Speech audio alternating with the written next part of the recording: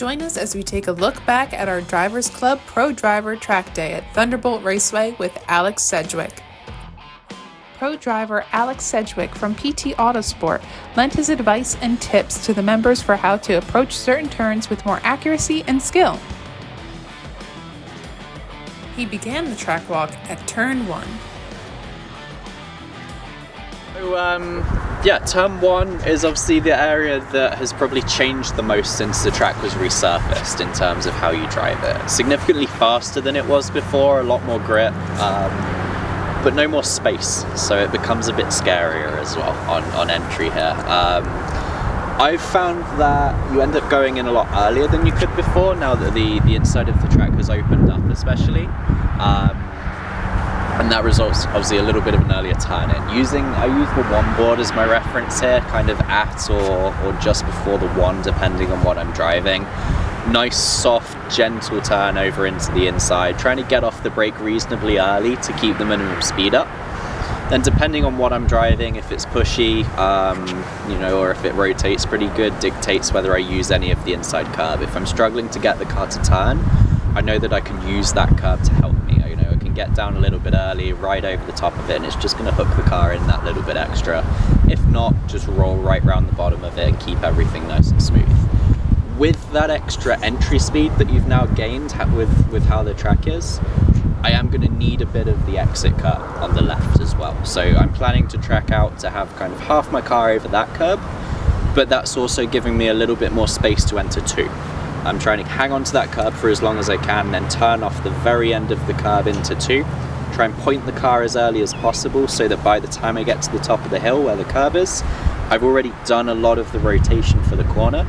So when I can see the track as I get over to the crest, all I'm focused on is getting to power and exiting. I'm not trying to turn the car still. I'm just, exit is the most important there. So, this is all about momentum now and keeping your speed up through 1, but this is all the setup for 2, and then obviously your exit speed all the way through 3 and 4 where you'll make a lot of lap time.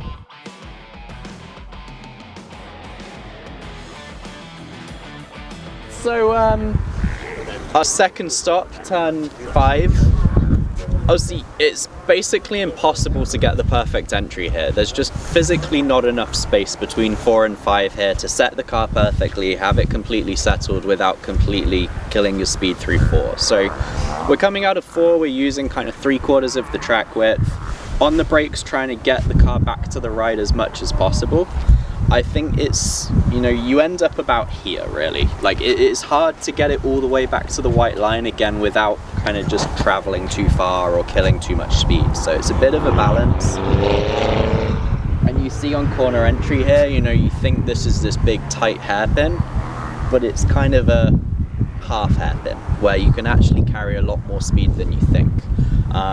A little bit of banking once again, like 1, which is really helpful in the middle, and it's a corner where you can kind of get off the brake that little bit sooner than you think you are able to. Use a little bit of the inside curb, trying to wrap that curb, which really helps the car to turn, and you end up with a lot more space on exit than expected. You have a big wide exit curb, you have a lot of space to travel to get there. And the aim of the game here really is trying to use all of that available space to get to power as soon as possible, to get as good a run down to 6. You want to work on your timing here and work towards getting back to full power, getting the wheels straight as soon as you can, even if that means you have to sacrifice a mile an hour or 2 on corner entry on mid corner. If that means you can get to full power a car length early, a car length and a half early, you're going to make that loss back and more on the way into 6. So a bit of give and take, very easy to try and overdrive it or do too much on the entry here and hurt your exit. So just kind of trying to play the long game and focus on your corner exit here.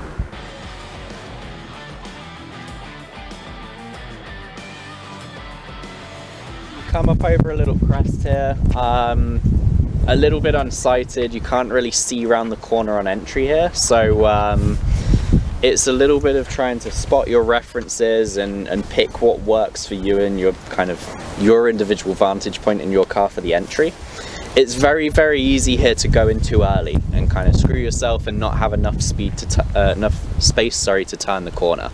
So you want to try and fight, you know, to not get down to the curb too early, to where you're just sat waiting at the curb for too long. Obviously use the orange cone here as your reference for your turn-in. It's also quite a gentle turn-in. You know, if you're super aggressive hooking the car into the right, again, you're going to get down to the curb too early. So just light hands, guiding the car over, gently loading it up is going to be kind of the way forward here.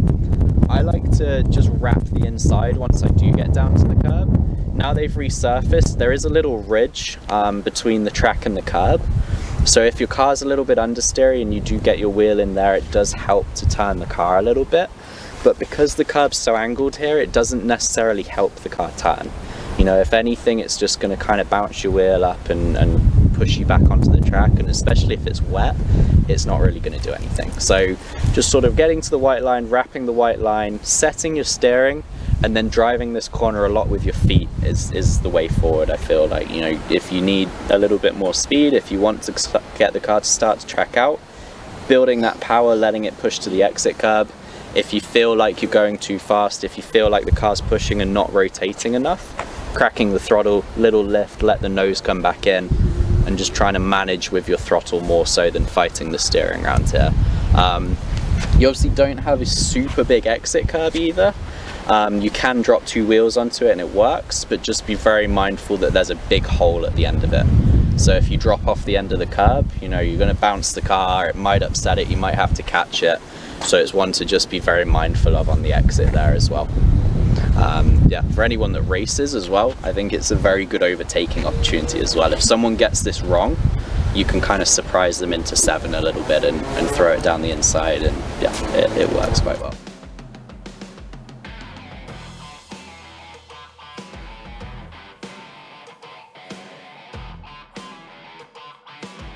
Like everything we spoke about there starts at 7.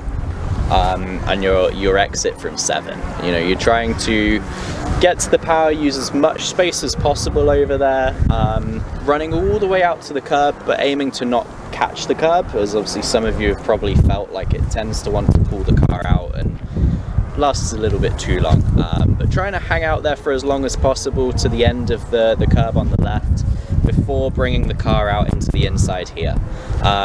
The aim here is to brake as straight as possible without obviously sacrificing too much speed or traveling too much distance to do so. How easy that is depends on your car. You know, if you have a lot of front end, if you have a bit of aero to help you get across. If not, then it might require a little bit of pedaling and a bit of a lift to set the car for where you want to brake. I quite like a nice tight entry here, trying to set the car towards the inside, using the curbs on my right side as my braking reference, getting as far down as I can, but keeping the car pretty tight within the kind of the inside half of the track the whole time.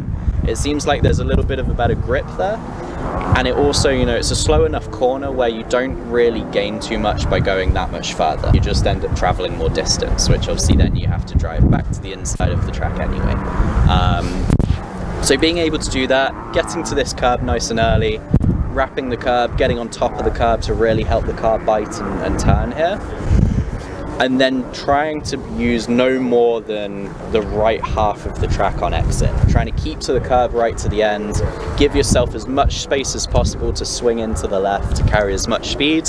Obviously, depending on which option you're doing, if you're trying to wrap the inside, you want as much space as possible to do so.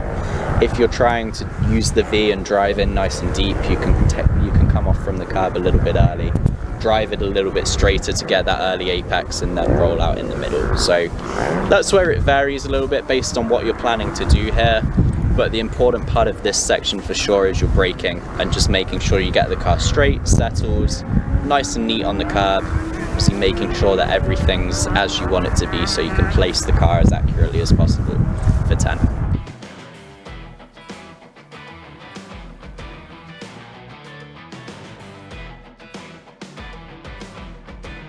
Alright, so like you can see by just walking this, obviously driving for the most part it looks just pretty flat and like not a lot is going on, but you have banking, you have elevation. So on corner entry, see we're falling down the hill, We land in the middle here, and then it's uphill on the exit, which is a reason why the car always kind of seems to grip up a bit on the exit and bite better, because the car's being compressed more, it's helping the front of the car to turn. You have obviously the banking to help with that process as well. Before the track was resurfaced, it seemed a lot more like there was one clear way of doing this, which was wrap the inside. You had the grip patch at the end, which if you held on until that point, the car would bite and away you go. Whereas now, it's a little bit more kind of choose your own adventure and see what works, really.